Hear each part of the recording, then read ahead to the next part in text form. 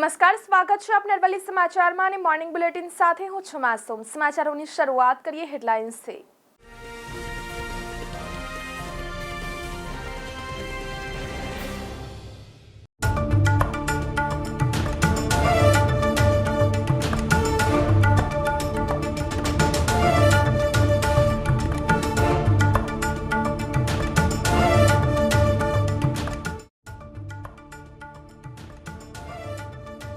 જાંબુઘોડા ગ્રામ પંચાયતના 250 દર્દીઓએ રેફેલ હોસ્પિટલ ખાતે સારવાર કરાવી।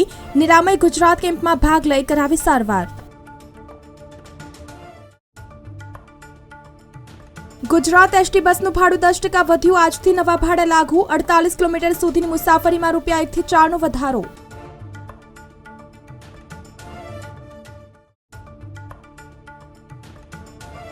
બીજા સત્રની પ્રવેશ પ્રક્રિયા। વિદ્યાર્થીઓમાં પ્રવેશ કાર્યક્રમની યોગ્ય જાણકારીના અભાવે ગુજરાત યુનિવર્સિટીમાં 6212માંથી 12 સીટ પર જ પ્રવેશ।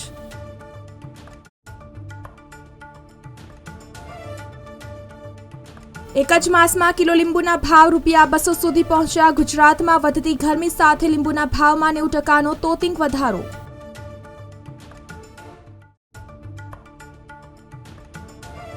ઉનાળા વેકેશનમાં મુલાકાતીઓ માટે નવું નજરાણું। કાંકરિયા પ્રાણી સંગ્રહાલયમાં ગ્વાલિયર ઝૂના વાઘ, વાઘણ અને 5 ઘડિયાળની જોડી જોવા મળશે।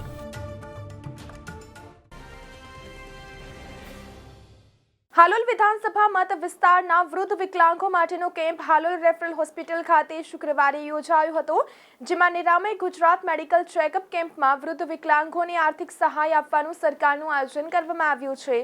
જેમાં આ કેમ્પમાં જાંબુઘોડા તાલુકાના આવેલ ગ્રામ પંચાયતોના 250 દર્દીઓએ કેમ્પમાં સારવાર કરાવી હતી। જ્યારે 1 મેએ યોજાનાર ગુજરાત ગૌરવ દિવસે વૃદ્ધ વિકલાંગોને સાધન સહાય અપાશે તેમ જાણવા મળ્યું છે। આ પ્રસંગે આરોગ્ય વિભાગ સાથે તાલુકા પંચાયત અને મામલતદાર કચેરીના અધિકારીઓ તેમજ પંચમહાલ જિલ્લા ભાજપ મહામંત્રી મયંક કુમાર દેસાઈ, જાંબુઘોડા ગ્રુપ ગ્રામ પંચાયતના યુવા સરપંચ જીતકુમાર દેસાઈ સહિત તાલુકાના અન્ય સરપંચ સહિત ભાજપા સંગઠનના હોદ્દેદારો હાજર રહ્યા હતા।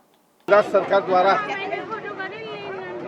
નિરામય કેમ્પ આજે હાલોલ વિધાનસભાનો, જેની અંદર અમારા જાંબુઘોડા તાલુકો પણ આવે છે, હાલોલ પણ આવે છે, હાલોલનું આખી વિધાનસભા આવે છે, જે અમારા હાલોલના વિધાનસભાના ધારાસભ્ય જયદ્રથસિંહ પરમાર સાહેબના માર્ગદર્શન હેઠળ વિધાનસભાનો કેમ્પ રાખવામાં આવ્યો છે।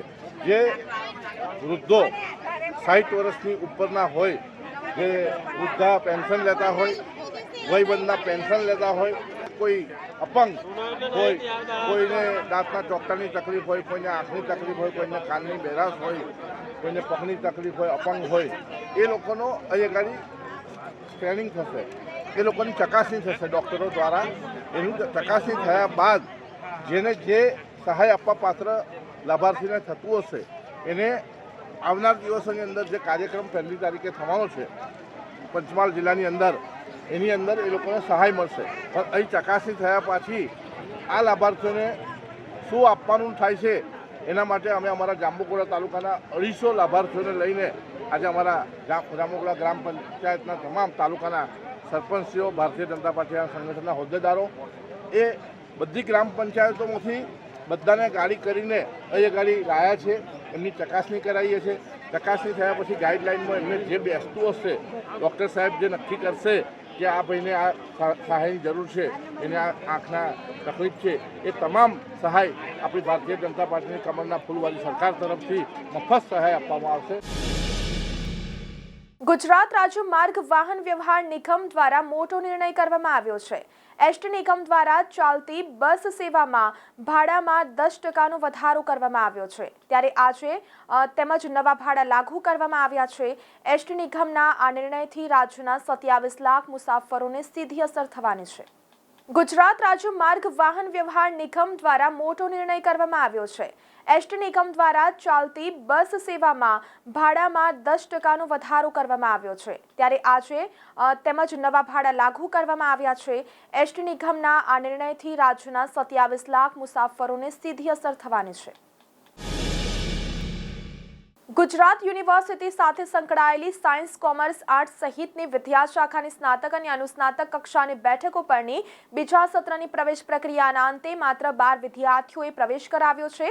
તેમજ સેકન્ડ ટર્મ માટેની પ્રવેશ પ્રક્રિયાની જાગૃતિના અભાવ અને પ્રવેશ માટે યોગ્ય મનોવલણના અભાવે ખૂબ જ ઓછા વિદ્યાર્થીઓએ પ્રવેશ મેળવ્યો છે.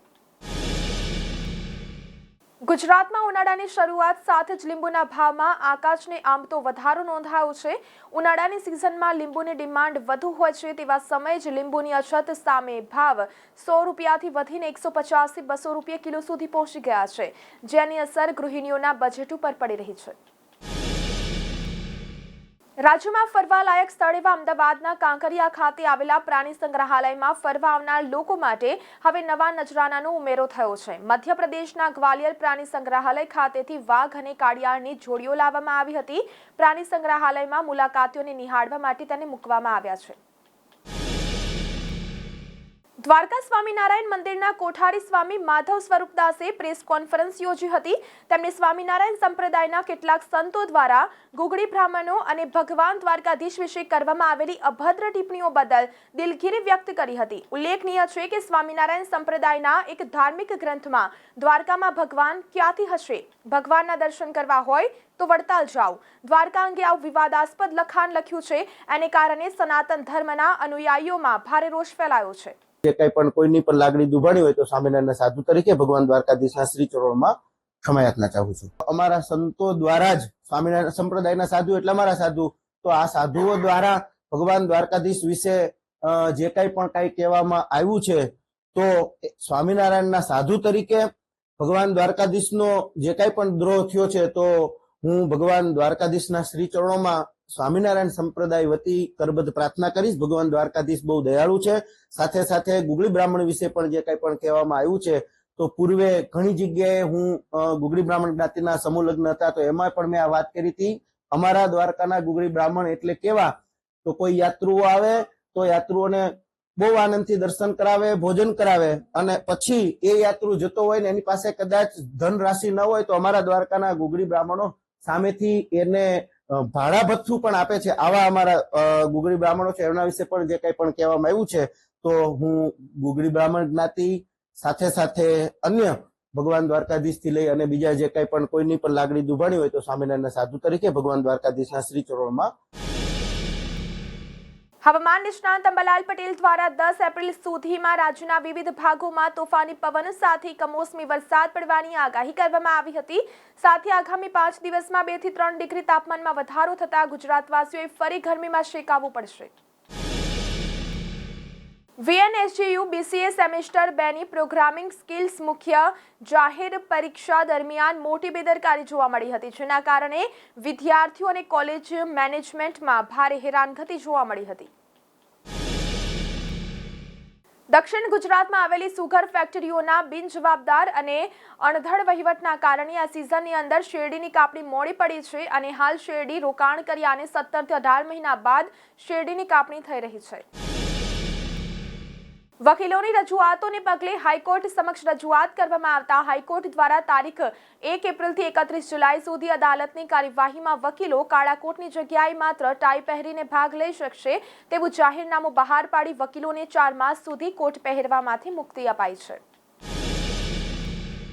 રાજ્યમાં Gujarat urban development company 250 megawatt solar power plant નાખશે, જેમાં રાજ્યની 8 મહાનગરપાલિકા ભાગીદારી કરશે, જેમાં વડોદરા પાલિકા 45 મેગાવોટની ભાગીદારી માટે 130 કરોડ ખર્ચ કરશે.